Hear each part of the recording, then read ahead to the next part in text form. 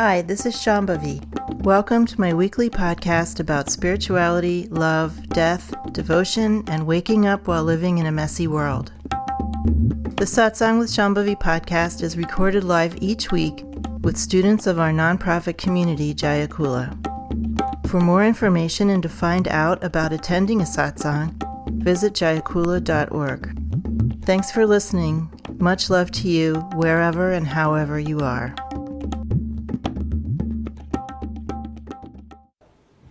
I was wondering if you could talk a little bit about injustice. Definitely feeling some personal experiences of injustice, just like the classic experience of misogyny and patriarchy. But I was wondering if you could also connect it to a larger view on injustice. Well, I can't talk on the topic directly exactly as you posed it, because I really never think about injustice. My relationship to things like misogyny or patriarchy or genocide or any of the things that we're experiencing is really not in the realm of injustice. Injustice is based on societal norms, right? For instance, just to bring it down to a different plate, the first thing that occurred to me is in some cultures, it's perfectly fine for teachers to beat students. There are cultures where if a teacher comes around and hits you with a stick or beats you in some way, it's not considered to be injustice or a wrong of any sort. And in other cultures, of course, it is. So we also know that from our perspective, indentured servitude or keeping people under a bond of debt and making them work is an injustice. But in many cultures, in other times, it hasn't been an injustice, even from the perspective of the people doing it, being bonded servants. Injustice is a term that is really relative to whatever culture and the norms of that culture, the ethics of a culture, the morals of a culture, what counts as injustice. So basically, what injustice means is going against whatever your culture or you or some group that you belong to thinks is trampling on somebody else's rights. And those rights could be considered to be inherent, like human rights, like something that might need legislation to support it, but is not really considered at the base to be a matter of law. So when we talk about human rights, we're talking about something that either we think everyone has or should enjoy, or that only a certain elite squad should enjoy. But in any case, whatever your idea of human is will determine who you think has human rights. But generally, human rights are considered to be something we're born with, and they can get trampled on, and they might need legislation and laws to protect them, but they're not made by humans. That's by definition, that's what a human right is. An injustice can be when we think human rights have been trampled on or not followed. But again, that's going to be relative, who we think is human and what we think human rights are. Injustice can also be just the breaking of ordinary laws that are supposed to protect people, right? That it's unjust if someone's legal rights are overlooked or trampled on or not followed. But I think injustice is something that was much more a part of my framework for analyzing things and responding to things when I was younger, when I was in my 20s and 30s. And when I still thought that there was injustice and being angry at injustice was the righteous thing to be. But when I started doing practice and learning about this tradition, I realized that just generating anger and being angry was not the thing that you want to do for the rest of your life. I kind of recognize that as something that you go through that is really useful at a certain point, right? Like getting angry at something that's hurting you is a very healthy thing at some point. But if we're going to be spiritual practitioners, we're going to understand that that isn't our destination. Our destination isn't getting angry at everything in the world that we think is unjust. And then the teachings of these traditions, and also my direct experience, is things are what they are. There's neither justice nor injustice. Things are arising, they're all arising from the same source. And at some level, everything that's happening, even the horrible things, is a play of experiences. So where does that leave us? Because you all know that I'm very politically engaged in some way. If justice and injustice are no longer my lines of demarcation, then what am I doing, right? My answer to that is I just want what I wanted when I was 5 years old. I want people to care about each other. I want people to take care of each other. I want the virtues of the heart to rule government. I want government to come out of the virtues of the heart, compassion and tenderness. And I want us to have some intelligence in dealing with each other. And I want the equality and the belonging of everyone to be recognized. The incontrovertible inherent equality, not the kind that's legislated. I want it to come from the heart. I want it to come from caring. And one of the things I realized underneath the anger and the hurt and the frustration of feeling that one has been treated in an unjust way, underneath that is a feeling of sadness about not being properly cared for. So now that's where I'm at anyway.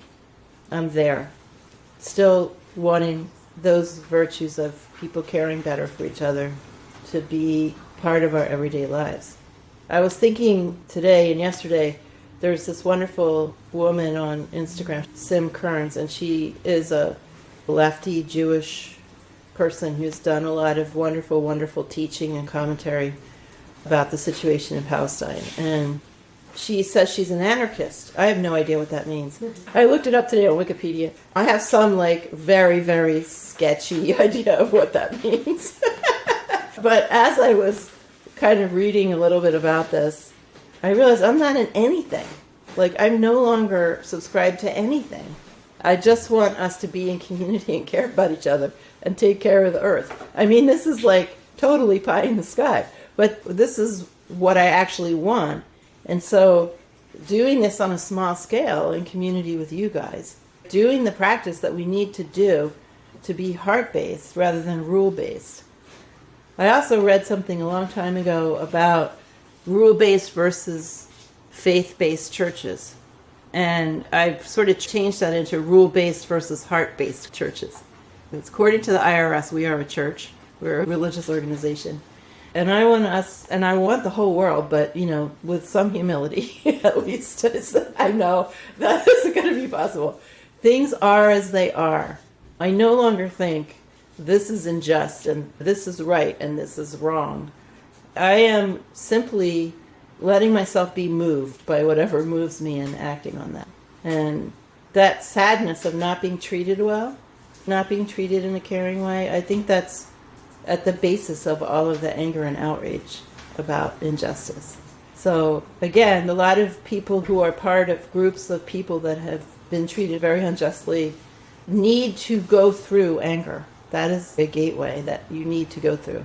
And certainly I was very, very angry when I was in my 20s and further on. Very angry, just angry all the time about everything. I was angry because people didn't care about each other more. That's the most silly thing that I can say was true of me then. I actually wanted to yell at people about not caring about each other more. So, if you can imagine. So I'd say, if you can feel the sadness, and also the sadness for people who are caught up in ways that means they're really out of touch with the basis of reality, which is actually compassion. I wrote an article last week, some of you may have read it, and one of the things I said was that I just feel very deeply for the Israelis. Their lives have just been completely hijacked by hate and racism. They're completely taken over by this. It's astounding to watch. Their lives have been ruined, basically. And I find that kind of heart-wrenching. So when we can feel our own sadness, we can feel other people's also. Anger doesn't really allow us to feel much sympathy for other people. When I was growing up, I lived in a neighborhood where there was a lot of racial and religious and class division. And people got into a lot of problems with each other. There was a lot of domestic violence also. And I remember once I was riding in my car with my mom, And I started crying. I went, I hate everyone here. But the reason I hated them was because they didn't love each other more. I mean, so this is where we can get, when the anger is in the forefront, we can even get to that ridiculous place, right? My mom just didn't know what to make of me. She was... I don't know if that's helpful, but that's where I am. It is helpful. I think the hard part is feeling sadness for the other person because the anger is occluding. There's a difference between being chronically sad and disappointed, and that also comes with a bunch of anger, and really letting your heart break. Like really letting your heart break for yourself and other people. When you really let your heart break, instead of just maintaining this constant sadness and complaint, then, as that famous song from Leonard Cohen said, the crack is what lets the light in, right? My level of anger at other people for not loving each other went way down when my heart broke. And even before I had a sort of bigger spiritual type of broken heart, even in times when my heart was broken, just like in an ordinary sense, a breakup or something like that, I always noticed that there was so much tenderness for other people that came in during those times. When I felt very heartbroken about anything, whatever it was, suddenly I would feel all this communion with other people would come in. This tenderness for other people. I don't really know how that works, but that's been my consistent experience. So how can you relax and really let your heart break? A week or two ago, you posted something about heartbreak as a skill, and I was wondering if you could talk about that a little. Well, it requires skillfulness. I think that was Daniel Latte who said that, or he quoted somebody else saying that on one of his live things. I think recognizing the wisdom in heartbreak and walking through the crack in heartbreak, walking into the openness that heartbreak allows us, is a skill. It's skillfulness. It's intelligence. And I don't know if it's a skill we can take a workshop in and learn, but we can consider that we can walk into the fallenness of it and the openness of it, the unknownness of it and the pain of it, and just let that be without trying to fix anything. That's one of the big skills of heartbreak. Don't try to put anything back together again. Things will reform on their own differently. Heartbreak is an open door, so it's the skill in heartbreak is learning to walk through that door. That involves giving up whatever we were heartbroken about, saying goodbye to it. Because as we walk through that open door, we're walking out of an enclosed room. And I'm having an image of just walking from an enclosed space to an open space where there's more possibility. If we always want what we had, we're always going to be the person who only wanted those things. Do you know what I'm saying? We're holding on to a personality structure. Let's say it's a job, or it's a person we loved, or it's a circumstance of some sort. And we hold on to it, wishing that we still had it, and thinking that's the thing that we need. Then we're always going to be the person that needs that. I was thinking in terms of Palestine, thinking that things are always going to get better. Just kind of coming to terms with the world as it is. Mm-hmm. Well, I think the heartbreak of Palestine is going to be different wisdom for different people. And that's only something that you can discover, I think. But certainly really being brokenhearted about that, caring that deeply for people who are in a different country, and in our cases of a different race, speaking a different language, having a very different experience, being very personally heartbroken about what is happening to them, and understanding that we're implicated, and feeling the pain of that, knowing that every bomb that's dropped and every baby that's killed we've helped pay for, and just feeling so intimately connected to that. There was this one guy who looked from the South. He was in a truck, and he had this kind of scraggly beard, this white guy, and he looked a bit disheveled. He was a little bit overweight. And I don't remember exactly what he was saying, but it really moved me. He was saying, this has just changed my life forever. He said, I feel so ashamed that I didn't know about this before. Just seeing it has changed my life forever. And then he said, from now on, it's free Palestine. Even just thinking about that is bringing tears to my eyes, that someone could be that moved. Just some random guy in a truck in Arkansas or wherever he was. He was so sincere, and I think all of the lives of the people who have broken hearts over this have been changed forever. When I was growing up, my whole childhood was populated by things like this and by various liberation movements. I vividly remember what happened in Cambodia and Pol Pot when I was a kid, and other massacres and massacres of activists and things. It seemed like it was just continuously happening in my childhood.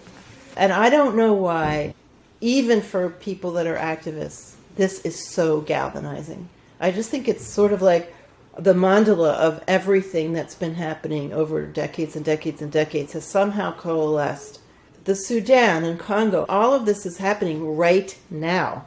And somehow this has just coalesced around the Palestinians and has broken so many people's hearts. In that sense, it seems like a magical moment. I hate that this is how it's happening, but it does feel kind of magical. It feels like more wisdom is becoming available. More clarity, more heart is becoming available. I don't know, this is weird to say, but maybe what's happening in Palestine is like our Kurukshetra. I don't know, but it feels something of that magnitude to me. The what? Kurukshetra is the battlefield in the Mahabharata where a battle is fought between two sides of a family, the Pandavas and the Kauravas. And one side represents greater ignorance and one side represents greater wisdom. And the whole battle is being orchestrated by Lord Krishna to bring about a shift in yugas, a shift in epochs from the Dwapara to the Kali Yuga. It's just like a way of thinking about change. I'm not saying it actually happened. There is some historical evidence that there was some battle of magnitude around that time. But in any way, it's an incredible, epic tale of how we overcome ignorance. And it's like a battle. And in this case, it's concretized in an actual battle. But I have wondered, that's a big question for me, why this?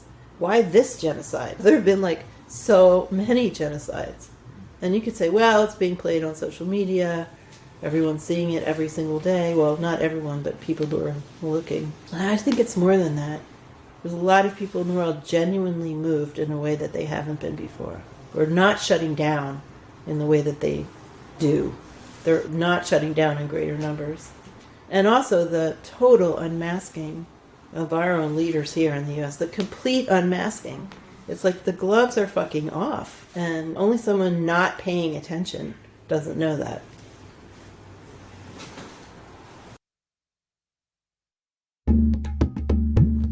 Satsang with Shambhavi is produced by Jaya Kula, a nonprofit community offering opportunities to learn and practice in the direct realization traditions of Trika Shaivism and Dzogchen.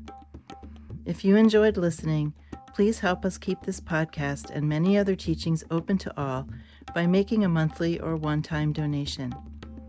Visit jayakula.org to make a donation and explore more of our offerings.